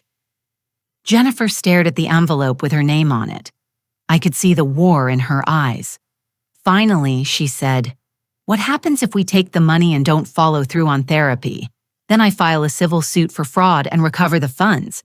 You'd sue us. I'd protect myself. Yes. She picked up the envelope, opened it.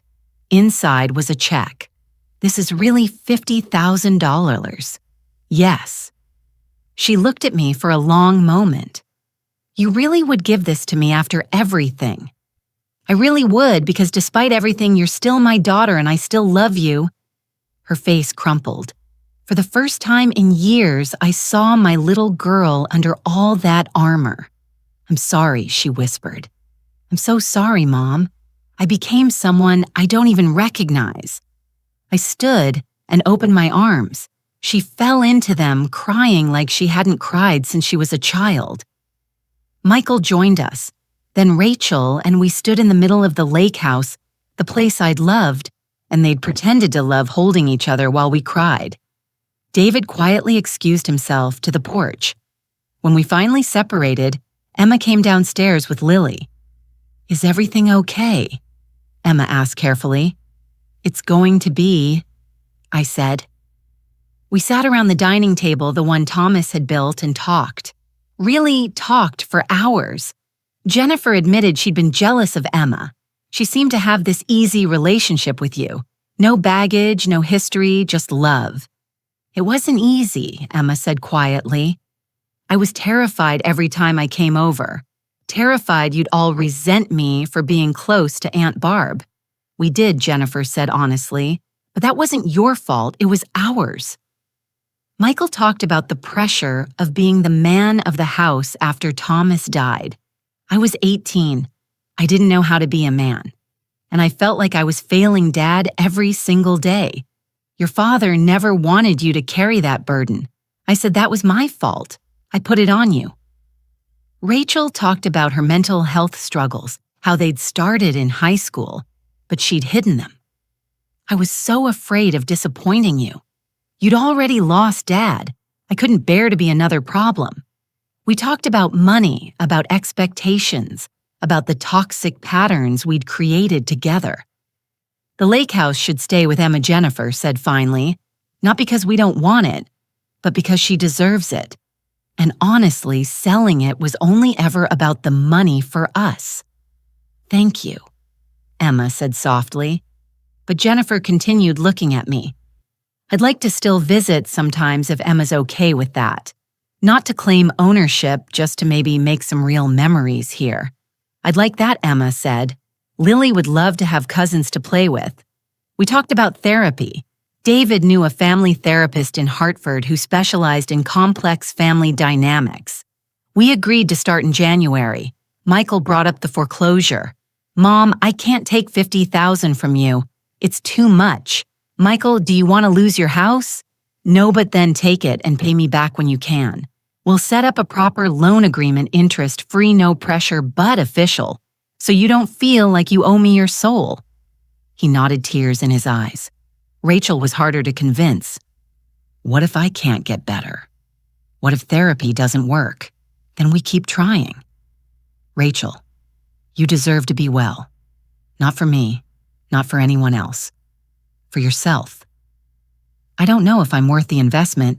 You are. You absolutely are. By the time we finished, it was dark outside. Sarah came in with the kids, who were cold and hungry and wondering why the adults had been talking so long. I made hot chocolate. Emma found cookies in the pantry. We all crowded into the living room, 3 generations messy and complicated and trying. Jennifer's daughter, Isabella, sat next to Lily and they talked about school. The boys ran around making noise. Little Emma fell asleep on the couch next to Sarah. It wasn't perfect. It was exhausting and uncomfortable, and we were all dancing around old wounds, but it was real. As everyone was leaving, Jennifer pulled me aside. "Mom, I need to know something." "What?" "If we mess this up, if we can't change, will you really keep us cut out of the will?" I looked at my daughter. "Honestly, I don't know, but Jennifer, the will isn't the point anymore. The point is whether we can have a real relationship, one where we actually show up for each other. I want that, I really do. I'm just scared, I don't know how, neither do I. That's why we're getting help." She hugged me tight. "I love you, Mom. I love you too, baby." After everyone left, Emma and I cleaned up while Lily slept on the couch. "Are you okay?" Emma asked. "I don't know. Are you okay? You're the one getting your cousins back after they've been terrible to both of us. I think I'm okay with it. They were honest today. That counts for something." "The lake house is still yours," I said firmly. "No matter what happens with them, I know and I'm grateful. But Aunt Barb, if letting them visit makes your family better, I'm okay with that. You're a better person than I am. I learned from watching you." 6 months passed. We went to therapy, all of us together and separately. It was brutal. The therapist, Dr. Lisa Rodriguez, didn't let us hide behind politeness. She made us say the hard things, own our part in the dysfunction. I had to admit I'd used money to control them, that I'd made them feel like they could never measure up, that I'd prioritized an idealized version of family over the real people in front of me. They had to admit they'd taken advantage, that they'd treated me as a resource rather than a person, that they'd been cruel. We fought. God, how we fought. Jennifer walked out of 2 sessions. Michael cried through most of them. Rachel had a panic attack in session 4, but we kept showing up. In March, a year after I'd first changed my will, we had a family dinner at the lake house. Not because it was required, because we wanted to. Jennifer brought wine and stories about her new job, less money but better hours. She'd started dating someone, a widower hour she'd met at a support group for divorced parents. Michael brought pictures of his house. They'd used the money to stop foreclosure and repair the roof. Sarah's cancer was still in remission. The boys were thriving. Rachel looked healthier than I'd seen her in years. The medication was working. She'd found a therapist she loved.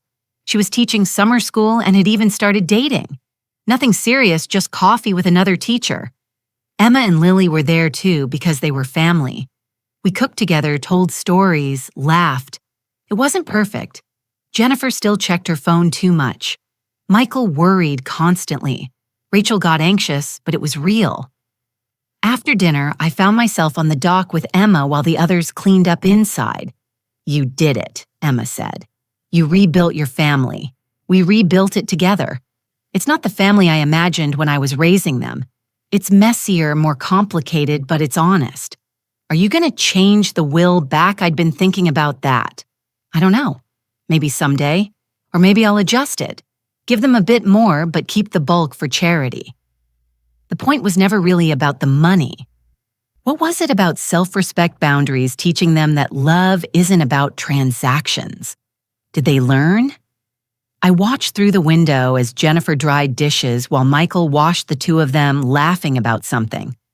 Rachel was sitting at the table with Lily helping her with a puzzle. They're learning, I said. We all are. I'm 74 now. I still live in my house in Millbrook, though I've downsized to a smaller place with a garden. The lake house belongs to Emma officially. The deed transferred last year, but it's become a family house in a new way. Emma runs it as a retreat center and summer hosting writing workshops and art classes. The rest of the year we share it. My children come with their families. We have holidays there, birthdays sometimes, just random weekends. Jennifer is remarried to her widower, Alan. They blend their families beautifully. She calls me once a week just to talk. Sometimes about serious things, sometimes about nothing. Michael's business is thriving. He paid back the loan last year, insisted on adding interest even though I said not to. We have Sunday dinners at his house once a month. Rachel is managing her mental health. She had a setback last winter, a bad episode, but this time she called me. She let me help. That meant more to me than anything. We still go to therapy, not every week anymore, but monthly. Dr. Rodriguez says we're her favorite success story. My will has been adjusted. The lake house stays with Emma, but I've added provisions for my children enough that they'll be secure. But with the bulk, still going to charity. They understand. More importantly, they accept it. Last summer, we had a family reunion at the lake house. All 3 kids, their spouses, my 6 grandchildren, Emma and Lily. 20 people crowded into that house. Thomas and I bought 40 years ago. We took a family photo on the dock. When I look at it now, I see something I didn't see in all those old photos I treasured. I see people who are really present, who chose to be there, who aren't pretending. It's not perfect. We still hurt each other, still disappoint each other, still struggle. But we show up, we apologize, we try. And that's what love actually looks like. Not the perfect vision I once had, but something real messy and infinitely more valuable. My name is Barbara, and I'm 74 years old. I changed my will, stood up to my children, and almost lost them completely. But in losing the relationship I thought I had, I gained something better. The truth.